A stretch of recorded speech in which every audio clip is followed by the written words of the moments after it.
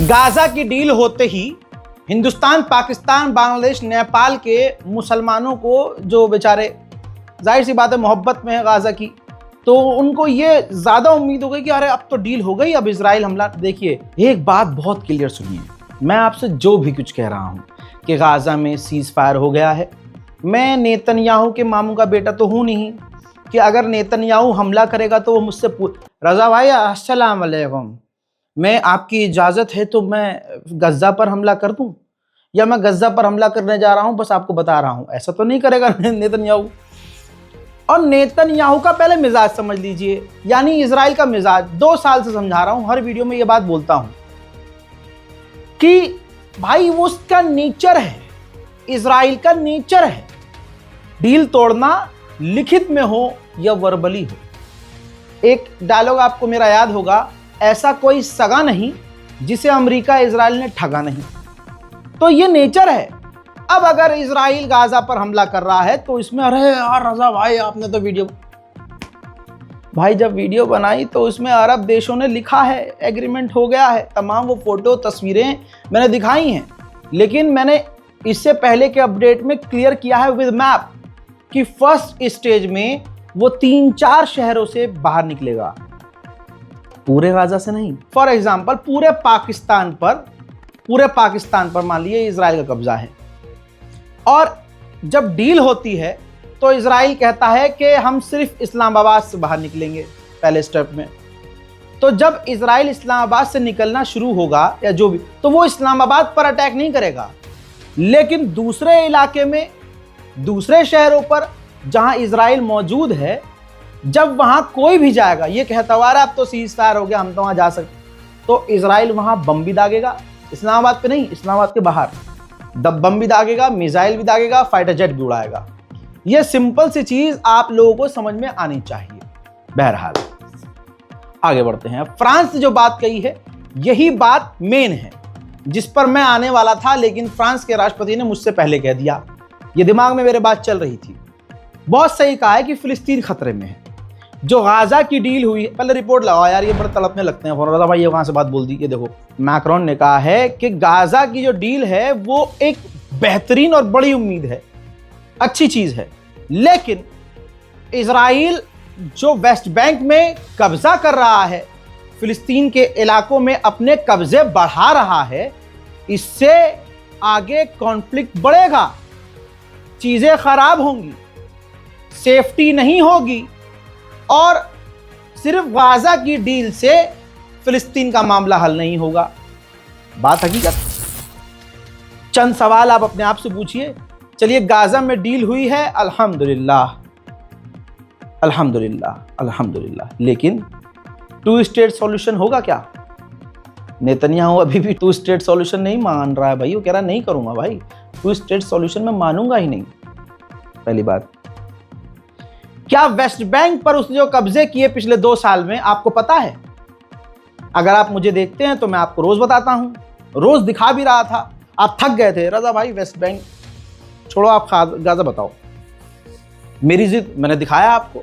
आज वही बात इमैनुअल मैक्रोन कह रहे हैं कि जिस तरह से इलीगल तरीके से वेस्ट बैंक पर इजराइल ने कब्जा किया है, इससे तनाव बढ़ गया है और बढ़ेगा, और ये कॉन्फ्लिक्ट खत्म नहीं होगा। गाजा और इजराइल में ये जंग हुई है 2 साल से, इससे पहले क्या नहीं चल रहा था? ये चुटर पुटर लड़ाइयां चलती रही हैं। इसका सोल्यूशन ये है कि 2 स्टेट सॉल्यूशन हो। और आपको पता है हकीकत क्या है 2 स्टेट सॉल्यूशन? मान लीजिए आपने मुझसे कुछ छीन लिया, मतलब मेरा फोन छीन लिया आपने, छोटा एग्जांपल, आपने मुझसे मेरा फोन छीन लिया। अब मैं ताकतवर नहीं हूं, मैंने गली मोहल्ले के 4-5 लोगों को बुलाया, कहा भाई अजी जी इनसे मेरा फ़ोन दिलवाओ यार, ये मेरा फ़ोन, अच्छा फ़ोन मेरा, ईमानदारी के पैसे का, मेरी मेहनत का, सबको पता था हाँ रज़ा के पास ये वाला फ़ोन था। अब तमाम गली के लोगों ने कहा कि भाई फ़ोन दे इसे, रज़ा का फ़ोन है ये। अगले ने कहा कि नहीं नहीं, ये तो अब मैंने 15 दिन हो गए, 15 दिन बाद आया लेने के लिए, अब तो मेरा ये हो गया, अब तो मेरा है, मैं नहीं दूंगा। अब उसके और मेरे बीच हाथापाई होने लगी। भले ही मैं 20 थप्पड़ खा रहा हूं, लेकिन अपना फोन छोड़ने को तैयार नहीं हूं। तो जो मीडिएटर्स थे उन्होंने कहा भाई ठीक है रजा भाई, एक काम करो, ये लड़ाई कब तक चलेगी, ख़त्म करो, छोड़ो, वो तो है ही चोर साला, ले गया। अब जितना हो सकता है उतना हम कर सकते हैं। हाँ भाई, मोबाइल का डेटा दे दे इसे, तू मोबाइल तू रख ले। मैं कहता हूँ नहीं, डेटा के साथ फिर एक काम करो, आप जो है मुझे जो है मोबाइल की बैटरी, मोबाइल के अंदर मेरी सिम है, मेमोरी कार्ड है, ठीक है, और मोबाइल का कवर है, वो सब मुझे दे दो। अब सामने वाला क्या कह रहा है, नहीं मैं तो कुछ नहीं दूंगा, बल्कि वो कह रहा है भाई अपना चार्जर भी दे, चार्जर ला के दे और मोबाइल का डब्बा भी ला के दे। ये इजराइल और फिलिस्तीन का मामला समझाया मैंने आपको, समझ में नहीं आया तो। इजराइल ने फिलिस्तीन की ज़मीन पर कब्जा किया, फिलिस्तीन ने लोगों से कहा, अरब देशों से कहा कि भैया इसे भगाइए यहाँ से, तो अरब देशों ने कहा कि नहीं अब तो वो बस गया है यहाँ पर आकर, अब ऐसा है तुम अपने इलाके में चले जाओ, वो अपने इलाके में रहेंगे, 2 स्टेट सॉल्यूशन कर लो। इजराइल ने कहा नहीं चार्जर भी चाहिए, यानी नहीं हम तो वेस्ट बैंक पर भी कब्जा करेंगे, वेस्ट बैंक के इलाकों पर भी कब्जा करेंगे, हम तो और करेंगे कब्जा। तवज्जो है, इससे आसान ज़बान में आपको कोई यूट्यूबर, कोई जर्नलिस्ट, कोई बंदा आपको नहीं समझा सकता। ये सबसे सिंपल भाषा है ताकि बच्चे से लेकर बुजुर्गवार सब समझ जाएं। ठीक, अब हुआ ये कि भाई गाजा पर, मतलब कि भाई एक छोटा सा सामान है वो भी मुझे चाहिए। अब सवाल ये है कि अगर मैं उसको अपना चार्जर दे भी दूं या डब्बा दे दूं, बात तो ये है जो हमास कह रहा है, जो फिलिस्तीनी कह रहे हैं और सिर्फ ईरान कह रहा है, गलत तो गलत है। उसको मोबाइल भी लौटा, उसको चार्जर भी दे, उसको डब्बा भी दे। ईरान की नीति बता रहा हूं, ईरान से क्यों नहीं पटती अमेरिका और इजराइल की, जहां सारे अरब देश कह रहे हैं कि भाई 2 स्टेट सॉल्यूशन हो जाए, वहां ईरान की जो मेंटालिटी है वो ये है, ईरान कहता है क्यों 2 स्टेट सॉल्यूशन, क्यों हमास कह रहा है, क्यों फिलिस्तीनी कह रहे हैं क्यों 2 स्टेट सॉल्यूशन, ये सारी की सारी जमीन अरब की है, मेरी है, हमारी है। प्रधानमंत्री, पूर्व प्रधानमंत्री अटल बिहारी वाजपेयी, उनका बयान लगा देता हूं, जिसमें वो कह रहे हैं कि अरब की सारी जमीन अरब की है और यहूदियों को वो छोड़ना पड़ेगा। ये बयान इसलिए दिखाऊंगा ताकि अंधभक्तों के जो छेद बड़े हो रहे हैं वो थोड़ा टाइट हो जाएं कि अरे ये फौरन इजराइल के साथ खड़े होते हैं ना। देखो, एक गलतफहमी पैदा की जा रही है, ये कहा जा रहा है जनता पार्टी की सरकार बन गई, वो अरबों का साथ नहीं देगी, इजराइल का साथ देगी। आदरणीय मोरारजी भाई इस स्थिति को स्पष्ट कर चुके हैं। गलतफहमी को दूर करने के लिए मैं कहना चाहता हूं कि हम हर एक प्रश्न को गुण और अवगुण के आधार पर देखेंगे, लेकिन मध्य पूर्व के बारे में यह स्थिति साफ है कि अरबों की जिस जमीन पर इजराइल कब्जा करके बैठा है वो जमीन उसको खाली करना होगी। आक्रमणकारी आक्रमण के फलों का उपभोग करे, यह हमें अपने संबंध में स्वीकार नहीं है। तो जो नियम हम पर लागू है वो औरों पर भी लागू होगा। डोनाल्ड ट्रंप का ताजा बयान आपकी स्क्रीन पर, लेकिन मैं शॉर्ट में आपको बता रहा हूं। डोनाल्ड ट्रंप ने कहा ऐसे बहुत सारे देश हैं जो बहुत पैसे वाले हैं, ऑब्वियसली अरब। उन्होंने कहा है कि हम गाजा को खुद बनाएंगे, इन्वेस्ट करेंगे। डोनाल्ड ट्रंप ने कहा कि अब गाजा सबसे सेफ होगा, वहां पर शांति आएगी, डेवलपमेंट होगा, बेरोजगारी खत्म होगी, वहां लोगों को काम मिलेगा। आगे जो स्टेटमेंट है वो खतरनाक और बहुत क्लियर है। डोनाल्ड ट्रंप ने कहा कि मैंने बीबी से बात की, बीबी मतलब नेतन्याहू। तो कहते हैं कि मैंने नेतन्याहू से बात की और मैंने उनसे कहा कि तुम पूरी दुनिया से नहीं लड़ सकते, तुम्हें शांति करनी ही होगी, डील करना ही होगा। यानी नेतन्याहू को कह दिया चचा ने, ट्रंप चचा ने, कि भाई साहब सारी दुनिया तुम्हारे खिलाफ है, पूरी दुनिया में इमेज तुम्हारी खराब और गंदी हो चुकी है, तुम सारी दुनिया से नहीं लड़ सकते। यही वजह है कि मजबूरी में नेतन्याहू को डील करनी पड़ी है। नेतन्याहू को डोनाल्ड ट्रंप ने यह भी बता दिया कि मंडे तक बहुत जल्द आपके हॉस्टेज जो हैं, जो इजरायली कैदी हैं हमास की कैद में, वो आज़ाद होंगे। Well, they know exactly what we're doing. We're going to create something where people can live. You can't live right now in Gaza. The place is it's a horrible situation. Nobody's ever seen anything like it. So yeah, we're going to create better conditions for people. वहीं मेरे दोस्तों, Donald Trump ने कहा कि मैं खुद Egypt जाऊंगा, Monday तक इजिप्ट जाऊंगा, दोनों के बीच साइनिंग होगी, लिखित पढ़त में सब चीज़ें होनी हैं, और उसके बाद यानी हमास रिहा करेगा इजरायलियों को। ट्रंप ने आगे ये भी बताया कि हमास के पॉइंट से वो अपने 70,000 गाजा के लोग खो चुके हैं।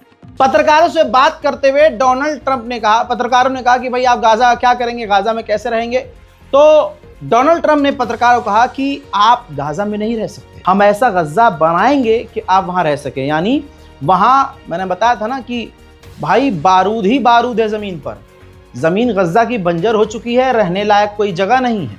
तो ट्रंप यहां वही कह रहे हैं कि तुम रह नहीं सकते, हम मतलब अरब देश मिलकर गाजा को रहने लायक बनाएंगे, इतना अच्छा बनाएंगे कि वहाँ लोग रह सकें।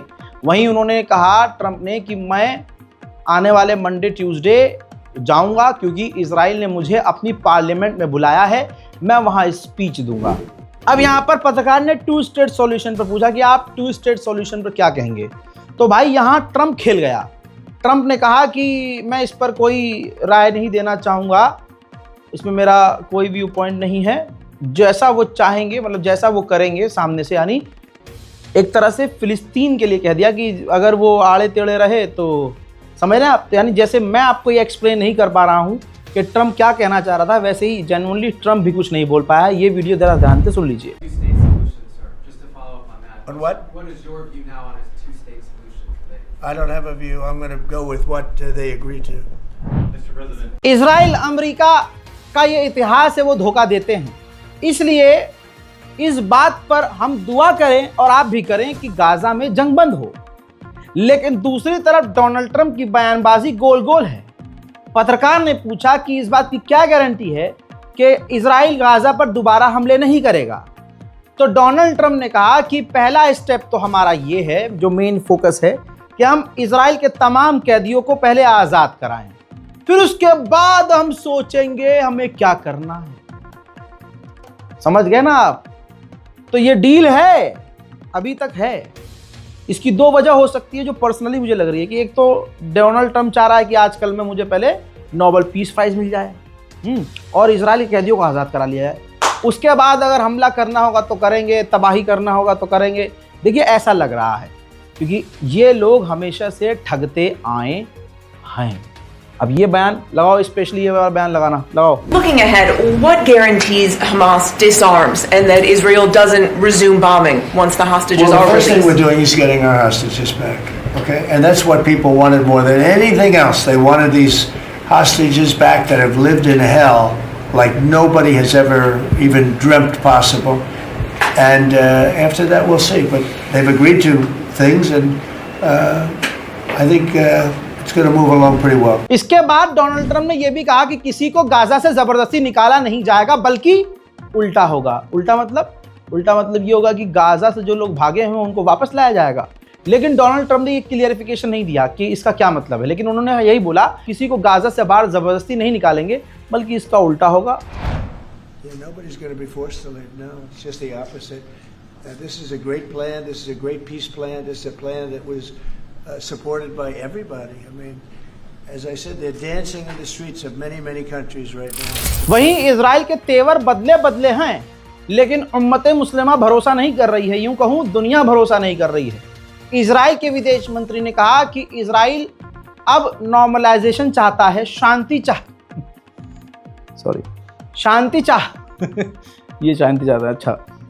चाहता है और आसपास के देशों से, इलाकों से नॉर्मलाइजेशन चाहता है। ईरान से पढ़ रही है क्या? खैर आगे बढ़ते हैं। इंडोनेशिया ने जो किया वो करना चाहिए सभी को, भले ही सीज फायर है, डील है, लेकिन जो लाखों लोग उसने मार दिए हैं उसका हिसाब किताब कौन लेगा? इंडोनेशिया के अंदर वर्ल्ड चैंपियनशिप होने वाली थी जिम्नास्टिक की, इजराइल इसमें भाग लेने वाला था, इंडोनेशिया ने बैन कर दिया इजराइल को। फीफा के डायरेक्टर ने कहा है कि जो लोग इजराइल के खिलाफ प्रदर्शन कर रहे हैं वो काम रहें, शांति बनाए रखें, क्योंकि मैच होने वाला है। अब सुअर तेरे चक्कर में अपनों को मरता हुआ देखकर, इंसानियत का कत्ल होता हुआ देखकर टकले तेरे फुटबॉल के लिए लोग चुप हो जाएं। वाह भाई वाह। सबसे पहले तो लुक आउट नोटिस इजराइल के फाइनेंस मिनिस्टर के लिए होना चाहिए और सीधा आईसीसी इसके खिलाफ अरेस्ट वारंट जारी करके आईसीसी के द्वारा इसको गिरफ्तार करना चाहिए। हालांकि आईसीसी ने वारंट जारी किया हुआ, लेकिन अमल कौन करता है? ये नेतन्याहू की एक तरह से नीयत भी बयान कर रहा है। फाइनेंस मिनिस्टर ऑफ इजराइल ने कहा है कि किससे कहा है? आम इजरायलियों से, कि आप अपने आप को हथियार बंद रखिए, हथियारों के साथ रखिए, क्योंकि जंग अभी खत्म नहीं हुई है। तुर्की की इंटेलिजेंस को बड़ी कामयाबी मिली है। तुर्की की इंटेलिजेंस ने तुर्की के अंदर ही एक मूसाद के जासूस को गिरफ्तार किया है, जो इजराइल के लिए तुर्की में रहकर हमास के लोगों पर नजर रख रहा था। यूएन ने कहा है कि 50,000 ऐसे बच्चे जो गाजा में हैं, जो 5 साल से कम की उम्र के हैं और कुपोषण का वो शिकार हो चुके हैं। वहीं हुथीस के लीडर का भी बयान आ गया। हुथीस के लीडर ने कहा कि इजराइल आज तक जिन जिन जंगों को लड़ता था, कुछ ही दिन में वो जंग खत्म होती थी और वो जीत जाता था। ये पहली जंग है जो इजराइल 2 साल तक लड़ा लेकिन जीत नहीं पाया।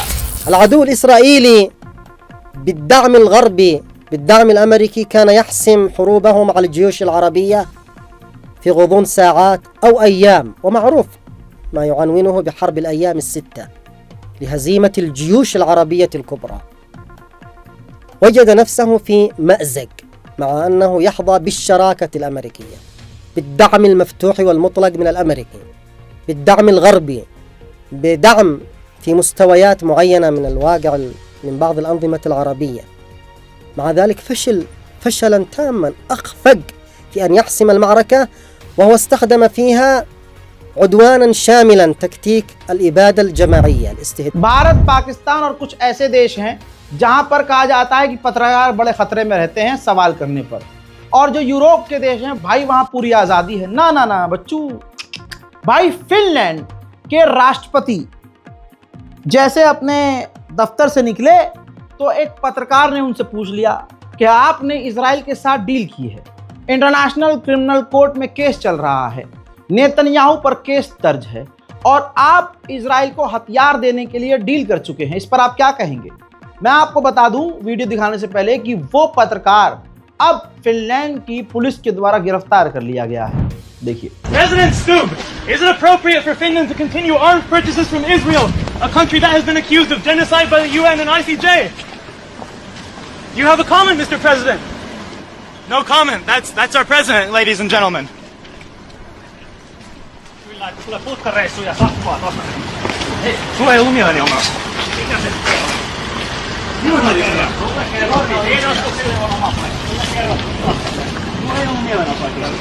Millä perusteella sanotaan Suomeen?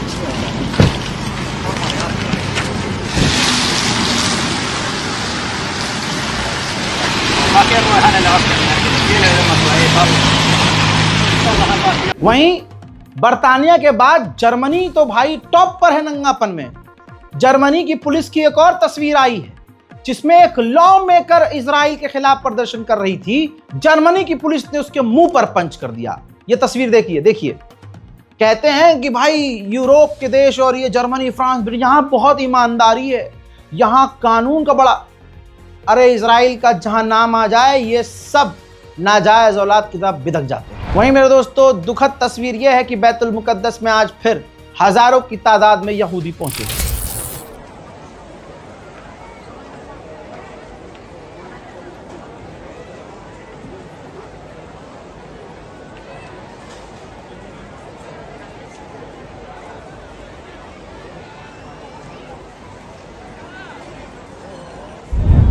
वहीं इजराइल के पार्लियामेंट के अंदर साफ सफाई शुरू हो चुकी है। ऐसा लग रहा है कि जैसे इनका मौला आने वाला है। जाहिर सी बात है डोनाल्ड ट्रंप आने वाला है।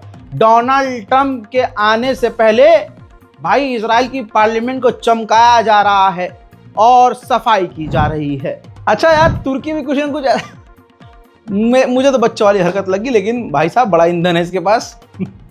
जैसे ही डील हुई गाजा और इजराइल की, मेडिटेरियन सी के अंदर, ये तस्वीर देखिए, इजराइल का गाजा से थोड़ा दूर है, इजराइल का जो है बैरक्टर TB2 ड्रोन आया और ध्यान से देखिए वो आसमान में सितारा बनाकर चला गया। जाहिर सी बात है जब सितारा ऐसे बनता है तो नीचे से कोई खुली आंखों से देख नहीं सकता है, क्योंकि वो कोई धुआं हुआ नहीं छोड़ रहा था, वो कोई फ्लेयर नहीं छोड़ रहा था।